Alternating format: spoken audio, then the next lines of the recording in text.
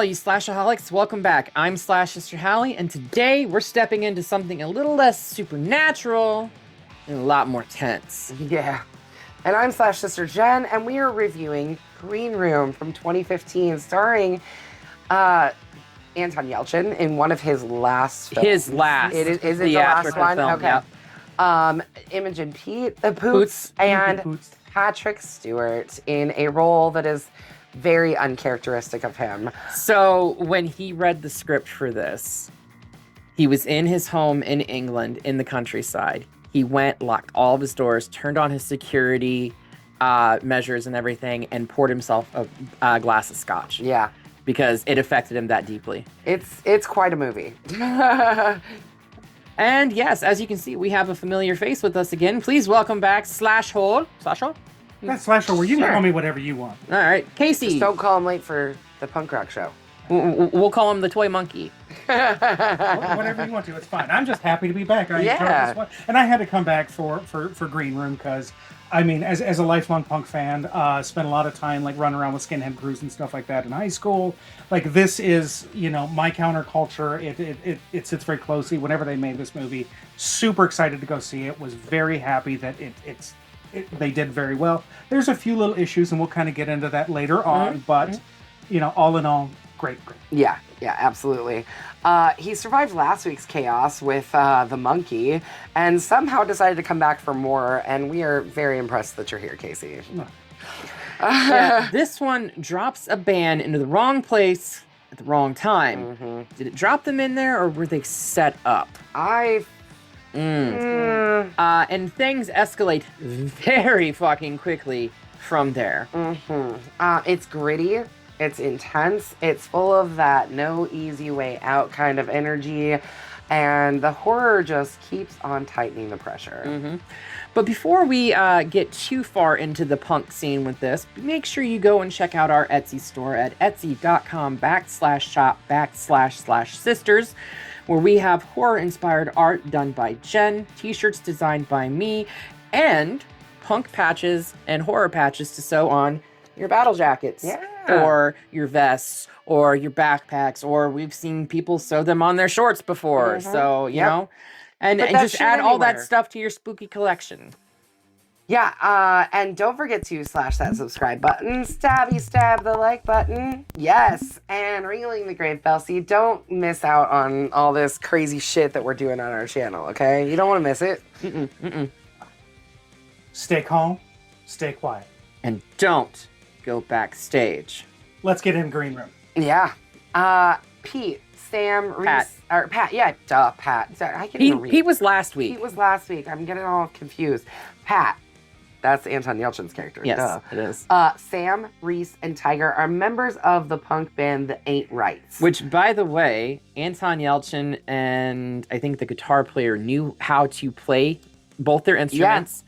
The vocalist did all the actual singing for this band, and the drummer learned drums specifically for this movie. Yeah, that was. I believe Anton Yelchin was in various punk bands in his life. Don't quote me on that one. I didn't do the research, but I think I remember hearing that at the time. Which I find that completely impressive. So they did the studio recordings for like the credits roll and everything like that, but they performed live on stage in the film itself. So I thought that was interesting. We'll discuss later. Yeah. Oh God. Glorious. Yes. Perfection.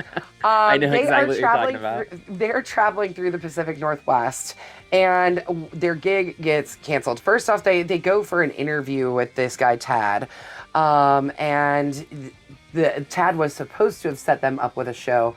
That show got canceled because of some nonsense that happened at a previous show. But he still got him another show. Yes, he did. This is how this kind of, like the West Coast punk sort of works. When you went on tour, you really did beg for scraps. Like you're driving around, you're meeting with people, you're playing. You're siphoning gas, you're sleeping on couches. So they go from one venue doesn't like the guy anymore, so wouldn't let him play there. So he gets him another booking at a Mexican restaurant in the middle of the afternoon. They get lunch and whatever cut of the door. Yeah. I mean, they got rice and refried beans is what they got. Yeah.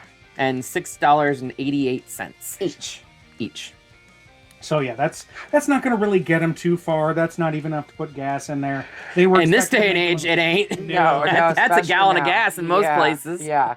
So he then arranges them another show with through his cousin Daniel, at a neo-Nazi skinhead bar in the woods. This is where in the things middle kind of of got nowhere in Portland. I'm going to go ahead and say this is one of my bigger issues with this one, because when he walks up to the van to try and say, "Oh, I got another place for you to play. We're going to go down like to this other county in the middle of the woods," and then he starts doing the very dodgy like, "Oh, there's a bunch of boots and braces down there." Yeah. And then of course Pat or Anton Yelchin cares like, "What are you talking about? Like sharps, trads, or this other stuff?" If you don't know, so sharps, skinheads against racial prejudice. Trads are something more akin to like the older, like traditional skinheads that don't have any politics at all. And then he answers them with, "Well, they're ultra, well, they're right, far right, or ultra left, really, if you want to do this." And it was like, the only political leaning group of skinheads are Nazi skinheads. So you cannot tell me that they didn't know what they were walking into. Yep. But They did. They knew what they were walking into. And Tad tries to play it off like it's not that big of a deal, too. Yeah, Like, the fuck it ain't. But at the same time, I could also see they could have done that. And the amount of money that they were being offered, it was their choice of either go play this show or pack it up and drive back to, was it Philadelphia or Washington? It was all the way across the country. Yeah. I think she said DC. Yeah, so DC. So they were in kind of a no-win situation anyway, so I don't know why they felt the need to try and be cagey about just calling them the Nazi skins. Yeah. I mean, really, let's be honest. So, but that's neither here nor there. That's just my personal annoyance with that one little tiny part of this movie. Yeah. And so they're set to open for a band called Cowcatcher. Cowcatcher. And they're offered $350, which is definitely better than $6.88. Yeah. Right. So, yeah. I mean, that amount of money from what they were doing would allow them to continue To be able to, Right. And because they even said, like, as they were leaving the Mexican restaurant, like, this is the end of the tour. We can't do this. you Right. know? So, What was the name of their opening song? Wasn't it like Nazis Nazi punks fuck off. Nazi punks fuck off. It was a cover. One of the greatest songs written by the Dead Kennedys, Yep. and they came out with it. And this is like, so they're in the green room at a time getting ready, and Pat just looks to all his buddies like, and they start seeing all the swastikas around. And they're like, "Okay, we know what we're gonna do. We figured out what we're gonna do." And he's like, "Hey, I have a dumb idea." yes.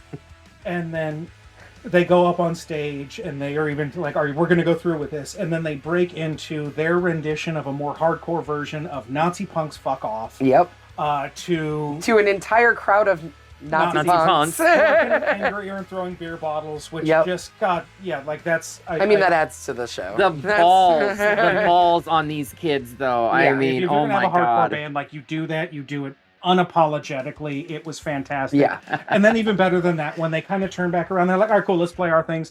And the whole show turns to the fact that this crowd now loves them. Yeah. You're showing exactly how fickle this can be if it's just great music. There and was good a energy. few people that walked off and did not come back. Like when they first played Nazi Punks Fuck Off. Yeah. There was people that like stormed off and didn't come back. But the rest of them, totally into it. Like... Anyway, after the show, Pat returns to the green room to retrieve Sam's phone, where he sees the body of a woman. Yeah, they were like trying to be like, what's the big guy's name? Justin, I think. Big Justin was trying to rush them out. Like, didn't want to let them back in the green room. The green room was shut. They had all of their equipment was out in the hallway. Right. And they were like, Which is a "Don't fire go in hazard. there. Cowcatcher's in there. Get your stuff out of here and just go. Here's your money. Go." Doesn't want him in there. Yeah. Which is interesting. So then, he goes back into the room. He goes back into the room, sees the body of a woman, Emily, who has been stabbed to death by worm. That's not how I thought it was spelled. Stabbed in the head, too. I watch everything with the closed captioning on, so I knew it was WERM. Anyway, a member of the Cowcatchers, Pat calls the police, but the bar employees, Gabe and Big Justin, confiscate the band's phones and hold them captive in the green room with the dead body. And then it's the funny thing is so the guy. Oh, sorry, just put that anywhere. Wow. Yeah. We don't need that. So just gonna knock it over just like Emily with that knife in the head. So they get the phone, and it's even amazing that Gabe like picks it up, and he was like, "Oh yeah, no, I'm sorry. We were calling to report a stabbing. And you're just like, what's the motivation? Oh, they were stopping them from calling. So what are they going to do here? Right. How do they get out of this mess? Yeah. So like Gabe gets back on the phone with the police officer and like basically just like tells them, yeah, we need to report a stabbing, and then tells the band the police are coming. Yeah. So everything's good. Just sit tight. We're gonna wait for the cops. Yeah. But at the same time, he then calls their skinhead leader, Darcy. And that's when we finally get to meet the big guy. Well, he hasn't shown up yet. So, but we get him on the phone at least. You get out there yeah. and you realize when they're getting there, they have two younger kids that are obviously like, they're loyal. They want to be part of this gang and they want to do this stuff so that they pay them. They pay one kid to stab the other kid in the stomach a couple Reminded of times. me so much of Scream right here. Yeah. So when the police come here, you're just going to say that you had a fight. Don't worry, the knife's too short for a felony. He's not gonna they've got charges. this shit planned You're out. going to go in and out. It'll be fine, and then no one's going to know what happened. Yeah, and at this point, Darcy does get there before the police get there. I think he he shows gets up there right as at the the same police time. are Like getting they're pulling there. Yeah. up, and they said, "Oh, here's the owner." Now. Yeah, exactly. And so now you get to see Sir Patrick Stewart walking out. Yes, because he is a knight. And hello, he's all composed, very like well-mannered. Yeah, I'm so sorry about this. Sorry that you guys had to come out here for this. Talking to the police officers, just like smoothing everything over. Like it's just no big deal. Yeah, you polish a turd, it's still a fucking turd. Yeah. But then he like hands off some drugs to Gabe to give to Cowcatcher to like kind of push them off. Like, hey, get them out of here. Let them go have some fun. Get them away from the situation. Essentially, is what they do. But inside, the band is inside the green room, and they overpower Big Justin, who is holding them hostage with a pretty large weapon, a large gun. But is it their drummer, Reese? Is he the drummer? I think he is. Mm-hmm. Yes. He like fucking jujitsu gets him in a hold. Yeah, he clearly knew some type of like mixed martial arts and stuff like that, because he gets him in a fucking arm bar and is like about ready to break his arm. Yeah. Then they take the box cutter out of his pocket and take his pistol, and they negotiate through the door with Darcy, who asks them to give up the pistol. He kind of basically says like, hey, look, this is an unregistered weapon. We don't want it being part of the equation here. Let's just eliminate this from the whole thing, and let's try to talk this out. And Pat agrees to this. And as he opens the door, when the dead girl, Emily, her friend Amber, is in the room with them, also trapped. Which, that's Imogen Poots. Her hair is awful. I can't say this more seriously. That hair is so fucking ugly. Well, she's part of the skinhead group. I know, but it's bad. I know, but it's so ugly. And there's a lot of guys like me who are like, Imogen Poots and a Chelsea. Thank you very much. I appreciate it. And me, I'm like, minutes. girl, please. It's so bad. So Amber goes over to the door and is like watching at the like grate to make sure that like, nothing's gonna happen as he hands this gun out. Something happens when he hands that gun out. Yeah, so Darcy and his men slash at Pat's arm and partially sever his fucking hand. In like 4 places. Yeah. With machetes until he drops the gun, but he closes the door. Big Justin attacks the band, and Reese chokes him into unconsciousness. When Big Justin surprises Reese by waking up, Reese chokes Big Justin again, and Amber cuts him with the box cutter to ensure that he is dead. Yeah, from like groin to sternum. It was... She slices him. And she was calm. Yeah. You can tell she wanted to do that. Very much so. Well, I think that she is, because she knew what was happening with Emily and everything before, and we'll get to that too. But because she knew what was going on, she wanted retaliation for her friends. Yeah. So. I want to talk about this scene just a little bit more, okay? First off, when my fiance and I got done watching this film, I said to him, I'm pretty sure they cut part of that movie out because I saw something else the first time I watched it. I know I saw his arm get chopped up. No, it's not in the film. It's purposely not in the film. Very similarly to the meat hook scene in Texas Chainsaw Massacre, where everybody swears that they see the meat hook go into her back, but you don't actually see it. It creates so much more tension because when he pulls, you don't know what's happening. He pulls his arm back in. His arm is through the door. He's screaming and hollering, and then they finally let go of him. He pulls his arm back in. He's got a deep cut right here at his wrist where it's dangling, and then he's just got slices all over his arm. But the thing is like the prosthetics for that, phenomenal. Yeah, I was just gonna say, man, the fucking... But Anton Yelchin's emotional crying sells that scene perfectly. It's Yeah. it's The practical work in this film is so good. But it's I think, like you said too, without showing the stuff that was going on, like the tension that they It had makes during your this mind moment, go, oh, 'cause what you the know what's fuck is going on. happening? But as the viewer, like, you knew more was happening outside that door, but then it's showing you through the bottom, and you're only seeing Darcy's feet at first. Yeah, and then you they see said the at red this point, laces. remember, they had Justin, he had him in the arm bar again, because they were like, just, if they push the door in, we're going to break his arm. Right, Yeah. and they do break his arm. When things start going crazy right now, but yeah, so that's like, there's so much tension in this moment. All of a sudden he goes to toss the gun out, to screaming and yelling and chaos, and you sort of lose track of what all's happening. And then it's like, what the fuck just happened? Holy fuck, because like in that same process, Justin gets his arm broken at the pretty much at the same time. Pat gets his arm broken before he gets choked out and gutted. But Pat and so, I mean, it's his line. They do find a lot of different things in this. They're trying to figure out a way to get out. And Amber's been there a bunch of times, Jenny, so she kind of. It's his line. I know, but I'm just saying. I'm just talking, Hallie. Let me talk.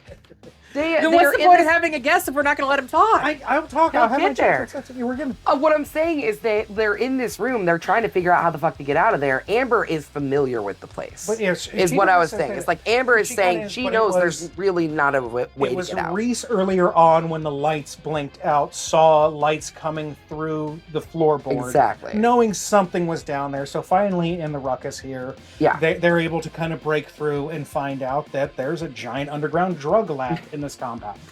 Imagine that. No, skinheads making drugs. Who would have thought that? I bet it's meth.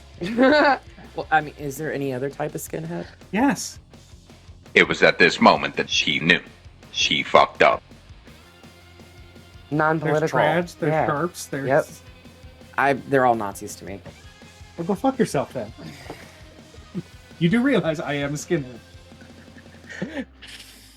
But there's a Nazis. difference. Yes. Growing up in high school, we used to fight the Nazis all the time in the blocks in between Short Vine in Cincinnati. It was a lot of fun. We used to go the Yeah, he grew up in Ohio. I'm sorry. The armpit of America over here. So, but either way, they get down in this lab. They find some kind of makeshift weapons. They figure some stuff out. They realize something else is going on. Meanwhile, outside, the gang is coming up with plans. They start talking to another one, and you can hear the plan is being formulated by them, but they're not really letting the viewer on to exactly what's going to happen. But you do know at this point in time, one of the gang members raises fighting dogs and is told, let's bring them in. Yeah, go get the dogs. Yeah, so... That's... Shit gets... Oh, those dogs. Those poor dogs. Anyways, Pat, Amber, and Sam retreat back into the green room after being down in the lab. Reese flees through a window, but is murdered by a skinhead. Yeah. Almost. I mean, as soon as he gets through the window, they just chop his ass up. And Amber and Pat drive the dog away with microphone feedback off of one of the amplifiers. Yes, completely by accident, but it works out. Yeah. In their favor. And now they know that the feedback is going to get the dogs to at least leave them alone for a little bit. Yeah. But this is a moment right before Daniel was trying to get them out of there, and before the dogs on the stage, and they just show up, and out of nowhere he's about to we're gonna go do the blam, he's dead. Yeah. Someone comes up behind and shoots him with a shot. Yep. Daniel actually so Daniel goes into the club according to Darcy sends him in there to kill the rest of the band. But Daniel has another reason for wanting to go back into the because apparently he was with Emily and... Him and Emily were an item. Yeah. And Darcy is claiming that the band killed Emily, which is why Daniel apparently wants to go back in. But as soon as he gets in there, Amber tells Daniel that it was Worm that killed Emily after they discovered that Daniel and Emily planned to be leaving the group, this neo-Nazi group. Which, like, good for them. I wouldn't want to be with them either. I mean, at least somebody in this group had fucking sense. You know? I mean, not enough to not join, but enough to at least get the fuck away. Yeah. Anyway, Daniel agrees to help them escape and leads the band into the club where he is shot promptly, as Casey just said, by the bartender with a shotgun, straight to the dome. The group kills the bartender and takes his shotgun, but Clark's dog kills Sam. Darcy's men wound Amber and retreat to the green room with Pat. So yeah, this is the scene where the dogs get sent in. I mean, this dog literally like chews Sam up. Ripped his fucking throat out. Yeah, eats him up. Just have a little snack. Yeah, no big deal. And then, you know, like, does she get shot in the leg? Amber? Yeah. Yes. Yeah. Amber So, gets like, shot in the leg. Earlier in the film, before they leave the green room, they duct tape Pat's arm. You know, that's all.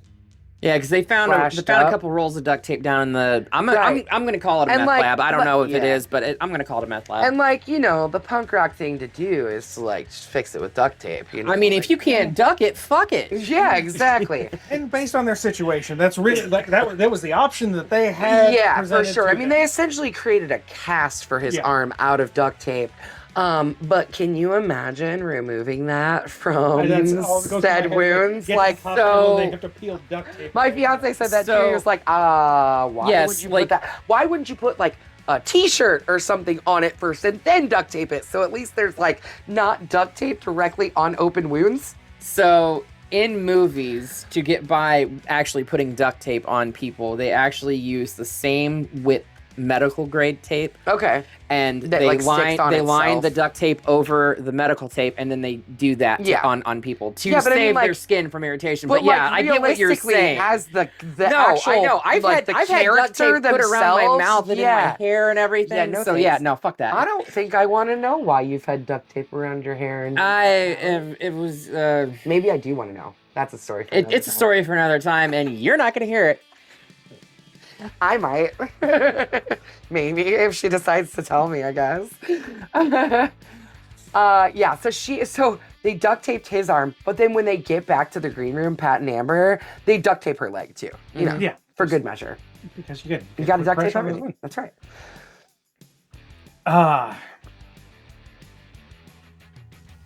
So yeah, I'm sorry. It's No, Darcy you're sends good. skinheads. Yeah, yeah. you're So Darcy's there. Sends skinheads Jonathan and Kyle with Gabe to kill Pat and Amber. So now he sends like goes 3 in more there. in. He leaves the bodies outside, planning to stage their death. You know, realize something. So this is now part of their plan. Yeah, how are they gonna tell the police? 1, why the girl's dead. 2, well, I think the girl they were planning on was just getting rid of her body, Emily.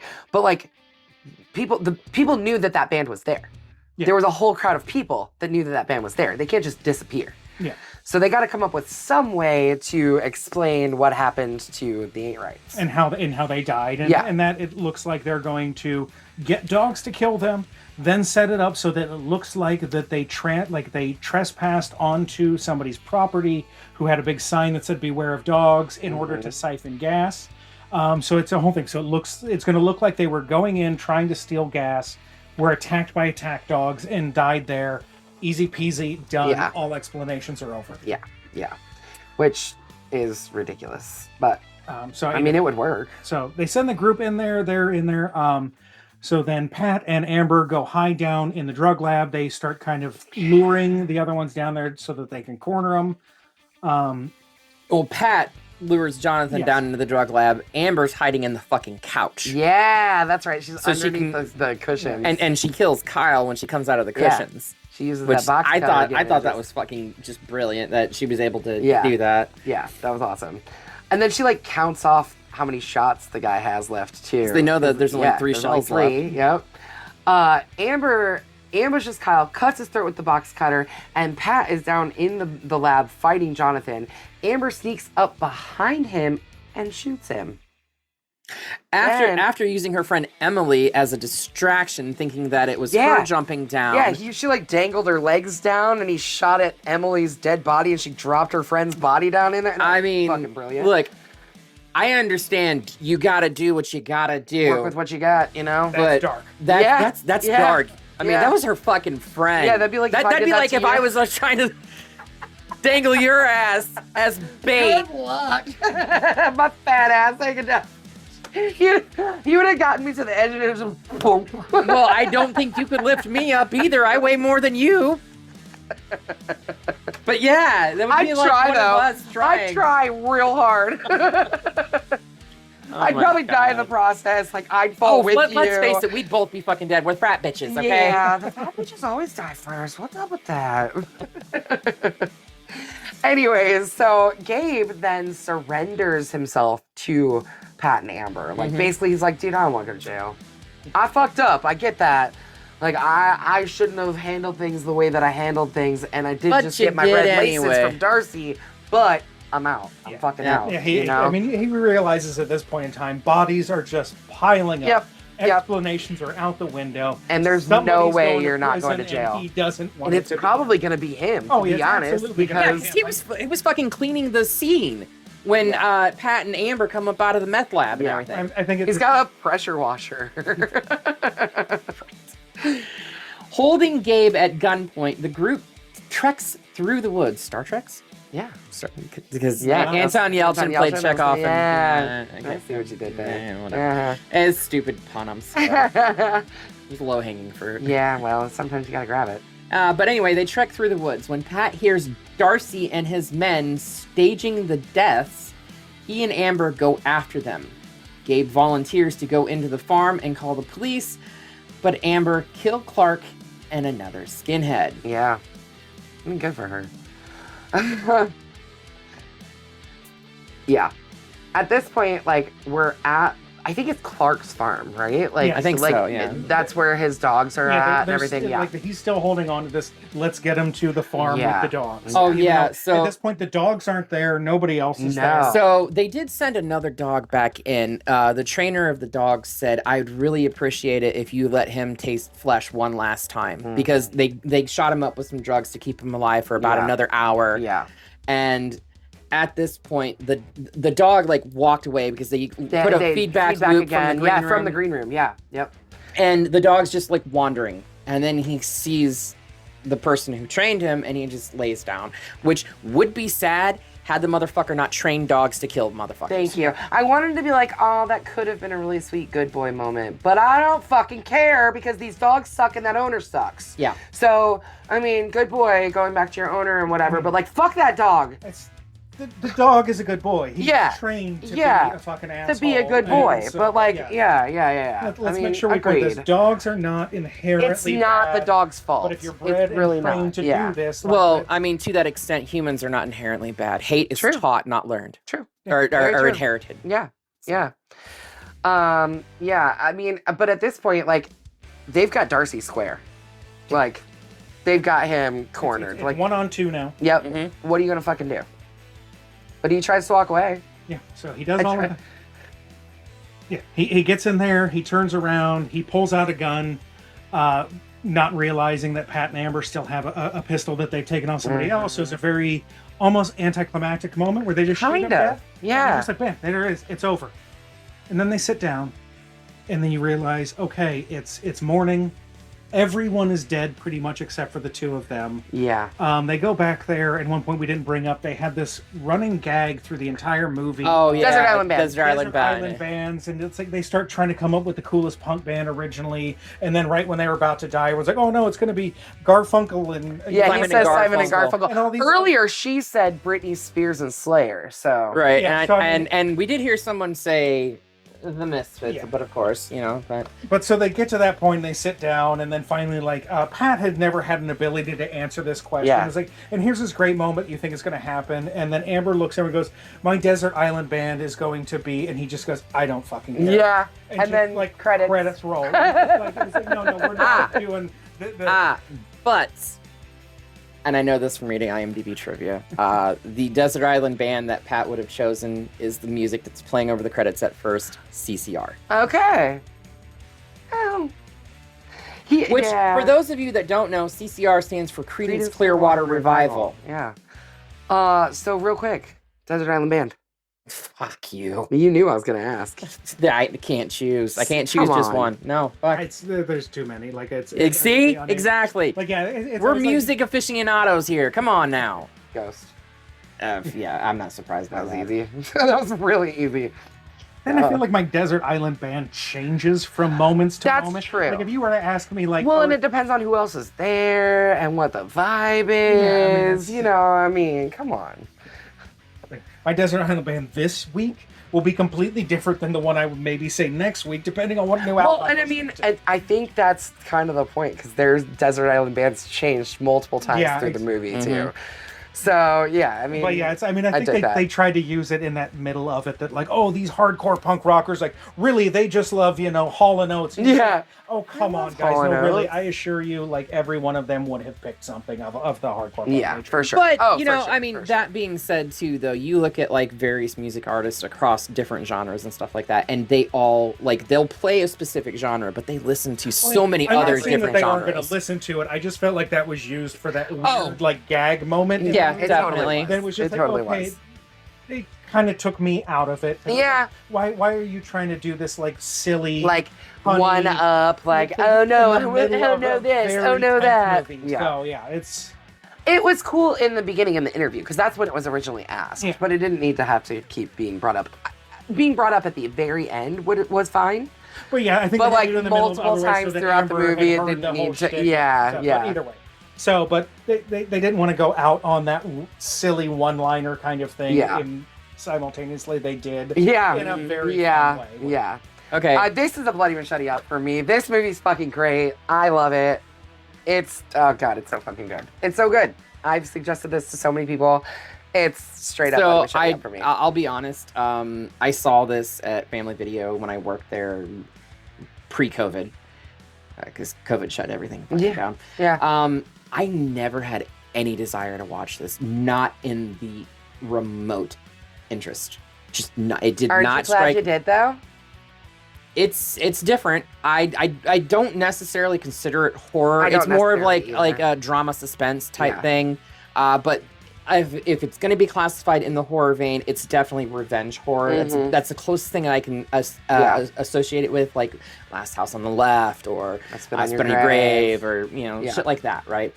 But yeah, no, I did enjoy it. Yeah. Especially seeing a bunch of neo-Nazis get their comeuppance. Yes. I mean, come on. I mean, who's going to do that? Except this one, on the other hand, I heard they were making this before that came out. Like, I mean, it brought into... It was talked like, about in the it's scene. right in my Yeah. wheelhouse. It's like, okay, let's finally make a horror movie, which again, I realize this is not a traditional horror movie No. in that sense so much as it's, let's take A very situation tense that's really and horrific. push it to a point where it becomes It's horror, horror. Yeah. through, Right. the The mangling gore, and the- gore yeah. and the violence and Yeah. stuff.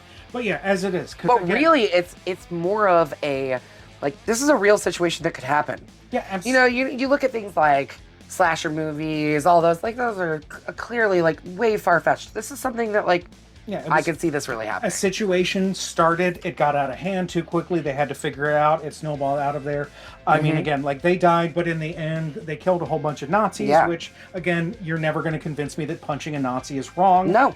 So please, my advice Kill to them you, all. go out there and find them and hit them, just hit them in the face. Any fascist, Yeah. really. Yeah. Yeah, just All of That them. that being said, we're not trying to rally violence. No. no, just saying, if you have the opportunity, Take like, it. don't go look for it, but if it's there, If it presents you might as well, itself. take off a bite of it. Just, Yeah. it's fine. Yeah. Yeah.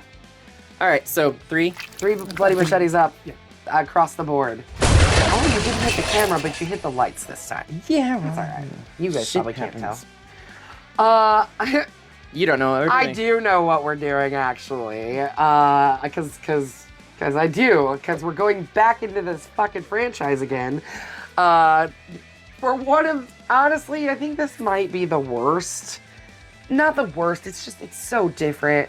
It's funny. It's crazy. So last time we went into this franchise, I said we were going to be getting into John Waters, But no, she meant this one. Yeah, no, I was talking about this piece of doo-doo. Seed of Chucky. Yeah. Yep, we're going there, you guys. We are going there because we have to. Because this is what we're doing. We're finishing this fucking franchise, and God damn it, we're not doing the show, so we can just be done with this one. No, but we could talk about the show on our podcast. We could. But yeah, make sure you watch this week. Mm-hmm. Come back next week while we dissect Glenn or Glenda, depending on how you look at it. Glenn and Glenda, if you want to look at it that way. Yeah. Mm-hmm. Yeah, make sure you come back next week. But before then, make sure you slash that subscribe button. Stab that like button. And ring-a-ling the grave bell so you don't get buried alive. You stay up to date on all the craziness that we're doing. And until next time, we will see you all in the afterlife.